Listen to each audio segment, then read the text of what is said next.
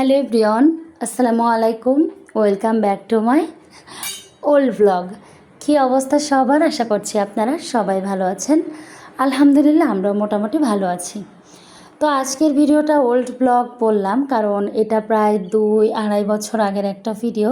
আপনারা একটু ফার্স্ট যে ক্লিপটা ওইটা ফলো করলেই দেখবেন যে আমার বড় মেয়েটা তখন কত বেশি ছোট ছিল।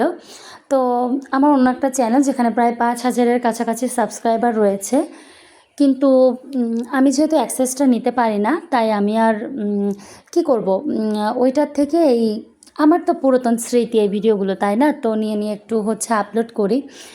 তো জানি না আপনাদের কাছে কেমন লাগে। ওই সময় তো খুব বেশি একটা ক্যামেরার অ্যাঙ্গেল বুঝতাম না, তারপর কালার কম্বিনেশন বুঝতাম না। ওই যেমন পারতাম তেমনই ভিডিও করে আপলোড করতাম। তারপরেও তো তখনকার সময় অনুযায়ী সবাই পছন্দ করতো, না হলে তো আর এমনি 5,000-এর কাছাকাছি সাবস্ক্রাইবার হয়নি, তাই না? কিন্তু ওই যে আমার কপাল মন্দ, কর্মদোষ। তো যাই হোক, একটা কথা কি জানেন, আজকে খুব বলতে ইচ্ছা করছে যে ফেলে আসা দিনগুলোই আর না আসলে জীবনের ভালো দিন, সুন্দরতম দিন। কারণ আমরা আসলে যে টাইমটা পার করি আমরা মনে করি যে এই টাইমটাই হয়তো বা কঠিন, কিন্তু বিশ্বাস করেন জীবন থেকে যে দিনটা যায় সেই দিনটাই ভালো যায়।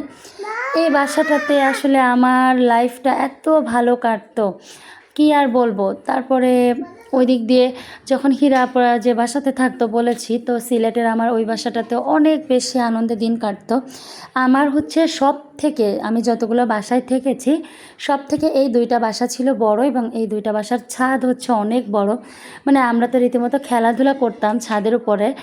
আর তখন আমার নিজেরও বয়স কম, বাচ্চা ছোট, একটাই বাচ্চা, অত বেশি প্যারা নেই।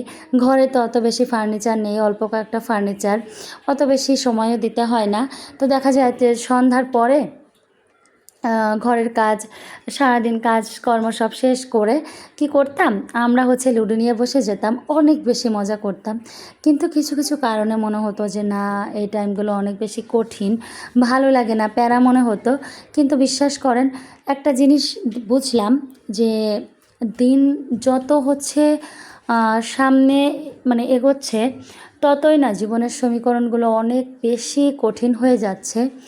তখন অনেকটাই ছোট ছিলাম, তো জীবনে অনেকগুলো কালার ছিল, বাট এখন 2টাই কালার জীবনে, একটা সাদা, একটা কালো। তো মানুষের সাথে মেশা এবং কথা বলার উপর নির্ভর করে, মানে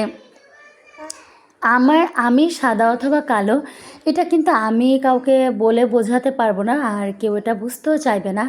আমার কথার উপরে বা কাজের উপরে কিন্তু মানুষ আমাকে একটা সাদা কালোর তকমা লাগিয়ে দেয়। যেমন এই তো কিছুদিনের যে ভিডিওর যে টপিকটা, তো এই টপিকটার উপরে অনেক মানুষ আমাকে নেগেটিভ কমেন্ট করছে। তো কালকের ভিডিওটাতে মাশাআল্লাহ কেউ কোনো নেগেটিভ কমেন্ট করেনি, তবে একজন এসে লিখে গেছে যে কেউ নাকি কিছু বলে না, আমি নাকি ভিউজের জন্য বলি।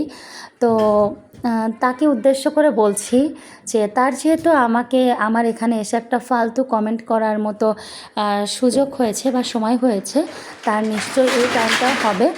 বিগত কয়েকদিনের কমেন্ট সে চেক করে আসবে, সে দেখুক যে আমি কী বলেছি ভিডিওতে, তাদেরকে মেনশন করেছে কিনা। বাট তারপরও তার মতো কয়েকটা বেয়াদব এসে আমাকে কী কমেন্ট করে গেছে, সে একটু চেক করলেই দেখতে পারবে। তো কিছু মানুষ আসলে থাকবেই সমাজে মানুষের পেছনে লাগার জন্য।